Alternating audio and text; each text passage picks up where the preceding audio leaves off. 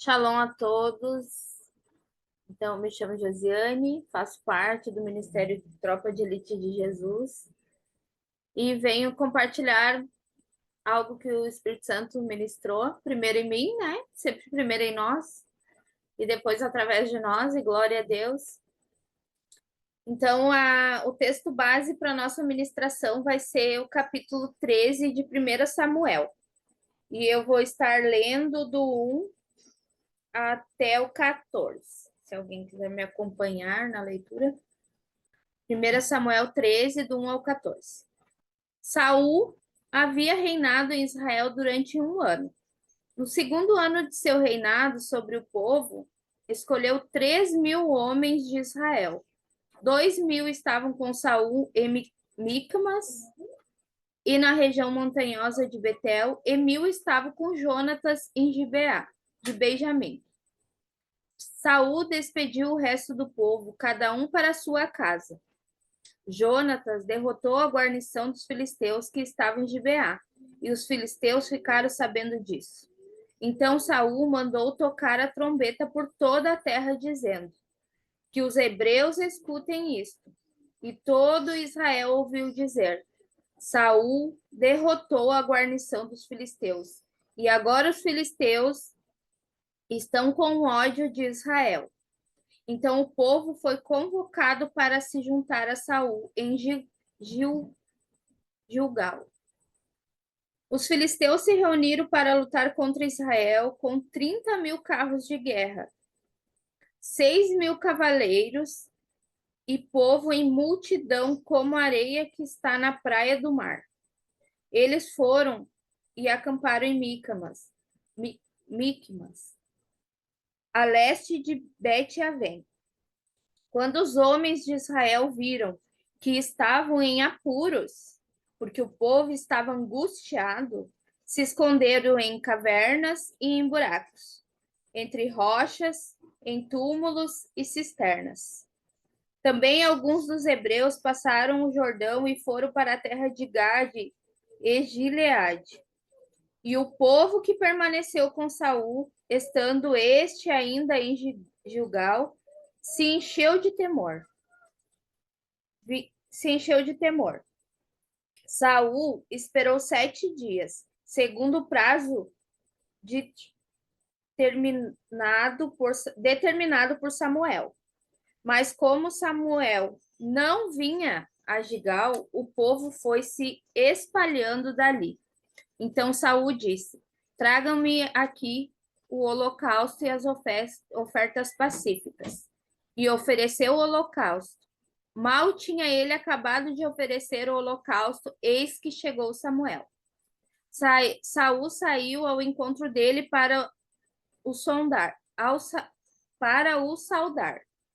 Samuel perguntou: o que foi que você fez? Saul respondeu: vendo que o povo ia se espalhando daqui e que você não vinha no prazo combinado e que os filisteus já tinham se ajuntado em Micmas, eu disse comigo: agora os filisteus virão contra mim em Gilgal, e ainda não busquei a face do Senhor.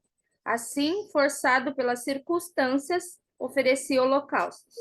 Então Samuel disse a Saul: você cometeu uma loucura, não guardando o mandamento que o Senhor, seu Deus, lhe ordenou, pois o Senhor teria confirmado para sempre o seu reinado sobre Israel. Mas agora o seu reinado não subsistirá. O Senhor buscou para si um homem segundo o seu coração e já lhe ordenou que seja príncipe sobre o seu povo, porque você não guardou o que o Senhor lhe ordenou. Até aqui. Então, aqui nós vemos algo que apresenta um momento crítico no reinado de Saul, aonde as circunstâncias revelam o coração impaciente e desobediente, contrastando com fidelidade que Deus busca em seus servos. O capítulo começa com um cenário tenso. O exército de Israel é inferior em números e recursos. Em Samuel 13, do 19 e 22, fala que não havia ferreiro em Israel.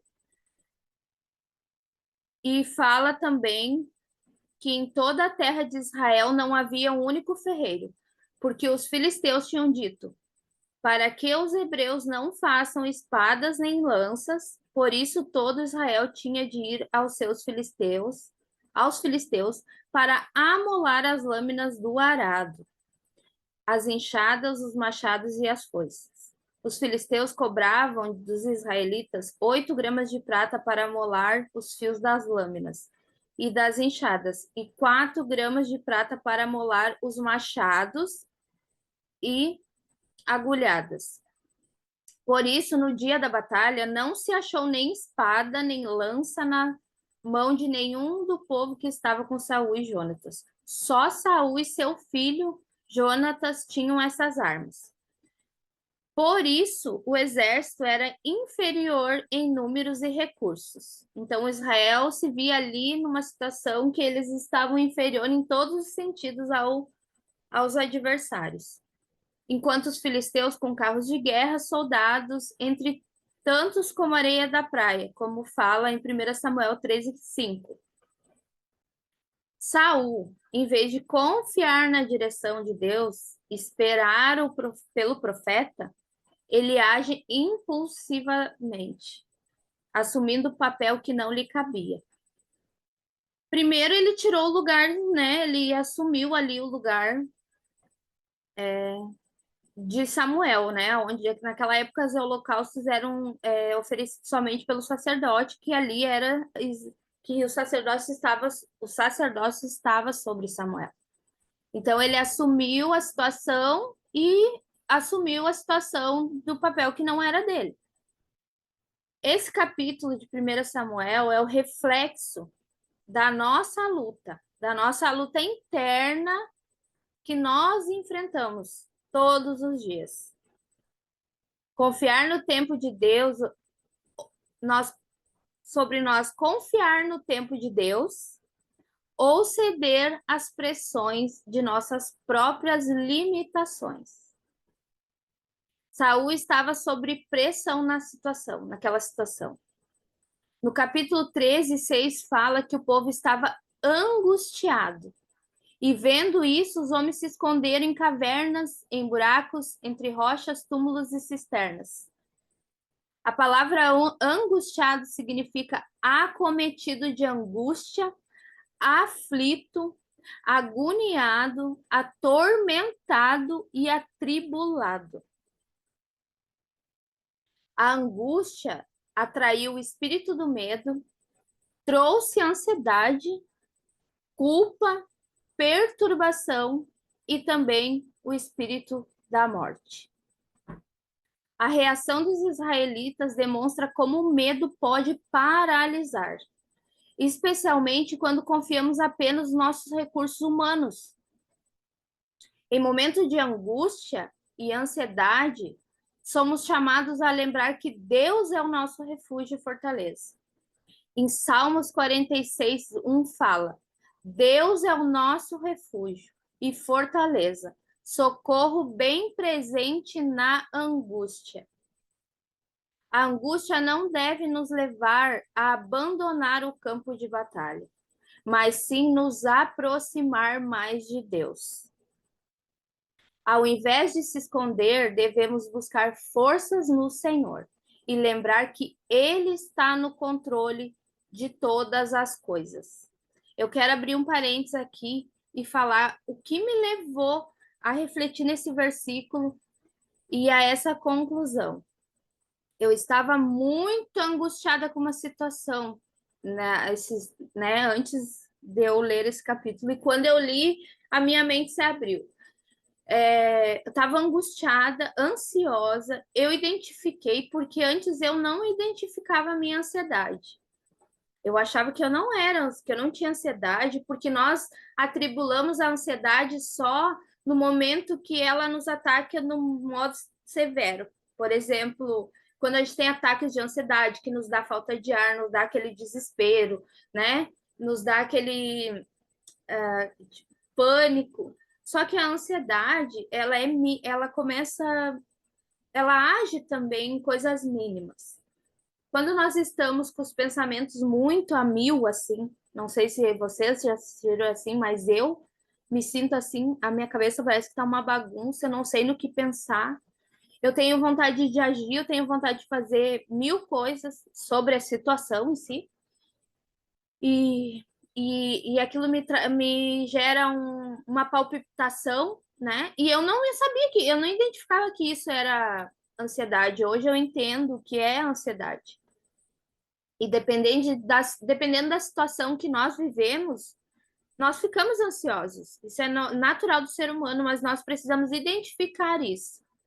E eu comecei a perguntar para o Senhor por que eu estava ansiosa, porque eu estava naquele jeito. E eu conversei com a pastora Fabiana sobre isso e ela me falou: você precisa. Não, e eu, antes disso, eu fui escrever uma carta. E eu identifiquei que eu não consigo dar nome aos meus sentimentos. Eu não consigo identificar aquilo que eu sinto. E eu me assustei com isso, porque eu sou bem assim ainda. Deus está trabalhando em mim na questão de demonstrar. Eu amo as pessoas, né? Eu amo meus filhos, eu amo meu marido, eu amo a minha pastora, mas eu tenho dificuldade de verbalizar isso. Eu tenho dificuldade de fazer isso. E eu identifiquei que eu não sei dar nome aos meus sentimentos quando eu fui escrever essa carta. E isso foi muito ruim para mim, porque eu não. Foi como se eu não me conhecesse dos meus sentimentos. E eu conversei com a pastora Fabiana sobre isso. E ela me falou: você precisa dar nome aos seus sentimentos. E eu comecei a buscar no Senhor isso. E eu identifiquei que quando eu estou muito braba, quando eu estou irritada, sem paciência, eu estou triste. Na verdade, eu estou triste. Só que eu não identificava isso. E o meu cérebro, agia, né? Era uma proteção, creio que é uma proteção dessa forma. Então eu comecei a entender que também quando eu estou ansiosa demais com algo, pode ser também tristeza. Isso em mim, né? Então eu abri esse parênteses para dizer que nós precisamos dar nome aos nossos sentimentos. Nós precisamos identificar aquilo que nós estamos sentindo. Porque o que nós estamos sentindo que está dentro de nós pode repercutir em outros sentimentos, em outras ações, e pode nos paralisar e nos trazer muitas outras coisas. Então, pode virar uma bola de neve, um sentimento que a gente não saiba identificar. E a ansiedade, ela está constantemente nos perseguindo. Isso é da nossa alma. A nossa alma traz a angústia e a ansiedade. Só que isso é para nos proteger de algo que a gente está sentindo. Então é importante nós dar nome aos sentimentos, buscar identificar aquilo que sentimos e expressar isso também. E eu estou numa batalha comigo em relação a isso. E glória a Deus, porque é sinal que o Senhor vai me trazer conserto. Eu creio nisso, né? Então fecha parênteses e voltamos para a palavra aqui, para a palavra. Nos momentos de adversidades, Deus nos desafia a confiar nele e não nos nossos recursos limitados. Os israelitas enfrentavam o inimigo superior em números de armamento. No entanto, a Bíblia frequentemente nos lembra que a força de Deus se aperfeiçoa nas nossas fraquezas. Ponto quando nos encontramos sem recursos. Deus nos chama a depender dele e buscar sua direção. Deus é nosso provedor. O Senhor, ele não é nosso provedor somente materialmente ou em provisão financeira. Deus é nosso provisor em todas as coisas. Ele transforma nossa fraqueza em força e nos equipa para a batalha espiritual. Por isso, em vez de lamentar o que falta, devemos buscar em Deus a força necessária para enfrentar os desafios. Por isso é tão importante nós identificar aquilo que nós estamos sentindo, porque isso pode nos trazer confusão, engano, Deus é capaz de fazer infinitamente mais do que pedimos ou pensamos. Mas quando tudo parece, mesmo quando tudo parece estar contra nós. Voltando para Saul, Saul se encontrava em uma situação de alta pressão, estava sob opressão e vendo seus exércitos se dispersando e com medo. O profeta Samuel havia instruído Saul a esperar 7 dias para realizar o sacrifício. Isso está em 1 Samuel 10:8. No entanto, mesmo ainda não acabando o 7º dia, ao ver que Samuel não chegava e que os filisteus estavam se mobilizando e avançando, Saul cedeu à impaciência e decidiu realizar o holocausto, que era algo reservado somente ao sacerdote. A impaciência, a ansiedade de Saul o levou a tomar uma decisão que desobedeceu a Deus. Em momentos de ansiedade, de opressão, de pressões, quando o silêncio de Deus parece persistir, somos tentados em agir por conta própria. O silêncio de Deus também é uma resposta. Gente, o silêncio de Deus também é uma resposta. E a resposta é: espere, não faça nada. Essa é a resposta do silêncio de Deus. Espere. A impaciência pode nos afastar dos planos de Deus. Confiar em Deus requer paciência, mesmo quando não vemos solução às circunstâncias ou as circunstâncias pareçam urgentes. No Salmos 27:14 fala: espere no Senhor, anima-te, e Ele fortalecerá o teu coração. Espere, pois no Senhor. Nosso desafio é aprender a descansar em Deus, mesmo quando estamos em meio ao caos. A fé genuína é provada em tempo de espera. E Deus honra aqueles que permanecem fiéis ao seu tempo, que não é o mesmo que o nosso. O tempo de Deus não é o mesmo que o nosso. A palavra diz que um dia é como 1000 anos para o Senhor. Saul tentou justificar sua ação como necessária, mas a obediência não depende de justificativa, e sim de fidelidade.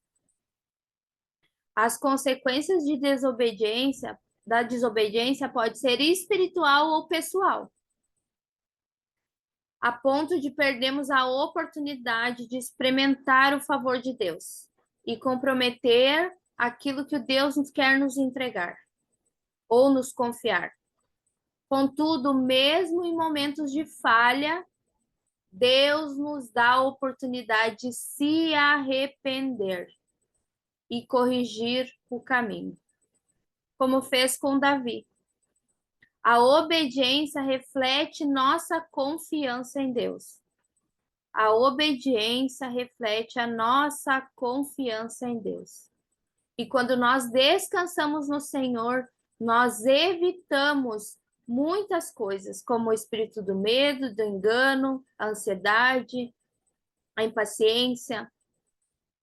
Tudo isso é consequência da falta de confiança em Deus. A ansiedade, nós estamos falando, eu sei que é inconsciente às vezes, e é algo que nós não podemos evitar, mas nós podemos mudar isso e entender que quando nós estamos ansiosos, nós estamos falando que o Senhor não está no controle. Nós não estamos aceitando a vontade de Deus porque Ele está no controle. E quando nós estamos assim, nós devemos entregar a Ele. Nós devemos entregar até esse sentimento passar. Porque os sentimentos, eles nos enganam e eles também nos fazem refém de muitas outras coisas. Agora eu gostaria que vocês pegassem um papel, uma caneta e anotassem todas as perguntas que eu vou fazer. E depois, após a reunião, se conectem com o Espírito Santo e respondam essas perguntas. Eu creio que o Espírito Santo vai falar ao coração de cada um sobre essas questões. A primeira pergunta é: como você tem reagido quando enfrenta o silêncio de Deus? E como você lida com isso? A segunda pergunta é: você tem justificado as suas ações ou tem permanecido firme em obediência? Como você responde às instruções de Deus? A última pergunta eu não consegui pegar. Como você responde às instruções de Deus? Você tem se escondido ou confiado em Deus? Você tem confiado em Deus ou nos seus recursos limitados? Perguntem ao Espírito Santo todas essas perguntas, façam a ele e ouçam as respostas. Como eu falei, o Senhor, mesmo nos nossos momentos de falha, ele nos dá a oportunidade de se arrepender e corrigir o caminho. A obediência, ela reflete nossa confiança em Deus. Mas até nós, né? Nós estamos no caminho dessa dependência e confiança em Deus. Só que há muitas coisas que são obstáculos para isso nas nossas vidas. E algumas delas é os nossos sentimentos, é a ansiedade, é algo que nos traz isso. Então, buscando essas perguntas, eu creio que o Espírito Santo vai falar o coração de cada um. Se arrependam aquilo que eles trouxer e comecem, corrijam o caminho em relação a isso, para que a obediência, a confiança no Senhor se aperfeiçoe cada vez mais. E a gente venha a ser, né, cada vez mais próxima a quem Ele nos chamou para ser. Deem nome aos seus sentimentos. Coloquem no papel. Tentem escrever. Vocês vão saber, foi o que aconteceu comigo, vão saber se vocês não sabem dar nome ou não. As feridas, né, tudo aquilo que a gente vive antes de ter o Senhor, nos geram traumas inconscientes que nos levam a esses sentimentos. E isso nos afeta o nosso relacionamento com Deus. E nós precisamos olhar para o Senhor, não como o povo ali, os israelitas, eles estavam olhando para a situação e para o recurso. E olha quantos espíritos eles atraíram para eles e para todos aqueles que estavam na volta. Porque quando nós estamos vulnerável, nós somos submetidos a opressões malignas. E nós precisamos estar em Deus para conseguir vencer isso. Então, vamos buscar no Espírito Santo essas perguntas e descobrir como está o nosso relacionamento com Deus em relação à obediência, em relação ao descanso e como que está a nossa identificação dos nossos sentimentos, como nós identificamos aquilo que nós sentimos. Repete de novo, ouça. A terceira pergunta, Irânia. Eu vou botar as perguntas lá no grupo, pode ser? Aí todos fazem. Então, a minha palavra, né, foi baseada no 1 Samuel 13. Se vocês quiserem, vocês podem estar lendo também. Eu creio que o Espírito Santo vai continuar falando. Ele ainda está falando comigo. Muitas coisas, né, relacionadas a uma só. Mas eu vejo que hoje em dia é muito mais. Nós estamos muito vulneráveis a sentir, a ficar ansiosos, né? Até porque o tempo está correndo cada vez mais rápido. E se nós olhar através disso para situações, nós vamos nos desesperar. E nós vamos tomar o lugar de Deus. Nós vamos fazer aquilo que não é para nós fazer. Nós vamos colocar e vamos achar que estamos fazendo certo. Assim como Saul falou, ele justificou dizendo que ele tinha que buscar Deus. Só que não foi que o Senhor não mandou ele buscar Deus, o Senhor mandou ele esperar por Samuel. Então, vamos aprender a esperar, aprender que o silêncio de Deus ele também é uma resposta. Para que a gente não haja, para que a gente não espere e não venha fazer aquilo que não é para fazer, mesmo que não seja errado. Não é a vontade do Senhor. E nesse mesmo espírito nós vamos ceiar, amém? Eu oro, Senhor, para que o Senhor traga clareza sobre essa palavra, sobre os nossos sentimentos, sobre aquilo, Pai, que tem nos deixado ansiosos, nos deixado angustiados, Pai. Porque a angústia, Pai, ela nos leva ao desequilíbrio, Senhor. Nos livra, Senhor, de ser desequilibrado, Senhor, nas emoções. Nos livra a ser desequilibrado, Senhor, sobre os nossos sentimentos, Pai, sobre a nossa confiança em Ti, sobre o nosso agir, o nosso avançar, Senhor. Porque o Senhor é um Deus de ordem, e junto da ordem não está o desequilíbrio, está o equilíbrio, Senhor. Então, que todos nós venhamos ter equilíbrio emocional, equilíbrio nas nossas ações, equilíbrio nas nossas decisões, equilíbrio, Senhor, sobre aquilo que nós sentimos, sobre através de que lente estamos olhando, Senhor. Equilíbrio sobre as situações que nós vivemos e vemos, Senhor. Nos dê esse equilíbrio, Senhor, para que nós não venhamos ser angustiados, desequilibrados, Senhor. Em nome de Jesus. Eu oro, Senhor, para que nossos sentimentos, as nossas emoções, os nossos pensamentos, Pai, que às vezes estão a milhão, estejam submetidos ao governo do Espírito Santo. Que as nossas vontades, o nosso agir, o nosso avançar esteja submetido ao governo do Espírito Santo.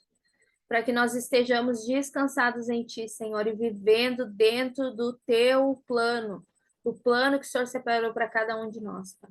Eu te agradeço, Senhor, e que Jesus nos ajude, Pai, porque sem Ele nós não conseguimos, Pai. Que essa ceia, Senhor, venha selar, Senhor, todas essas coisas e nos trazer clareza, Pai. Que através dessa ceia, Senhor, nós seja jogado luz, Pai, em tudo que está oculto, Pai. Que seja gerado viva, Senhor, naquilo que há morte em nós ainda, Senhor. Que o Senhor nos dê clareza, que o Espírito Santo venha trazer clareza, Senhor, nos dando a oportunidade de se arrepender, Senhor, e refazer o caminho, voltar para o caminho, Senhor, em nome de Jesus. Eu te glorifico, Pai, eu agradeço o pão que representa o teu corpo, Senhor. Que esse pão entre em nós, Senhor, e abra o nosso entendimento, trazendo clareza sobre todas essas coisas. E principalmente, Senhor, trazendo clareza daquela que somos no Senhor, de quem somos em Ti, Senhor. Não de quem somos até aqui, cheio de traumas, cicatrizes, sentimentos de ansiedade e desespero, Senhor, mas sim de pessoas plenas em Ti. Filhos, Pai, confiantes em Ti, que dependem de Ti, Pai, em nome de Jesus. Eu te glorifico, Senhor, em nome de Jesus. Amém.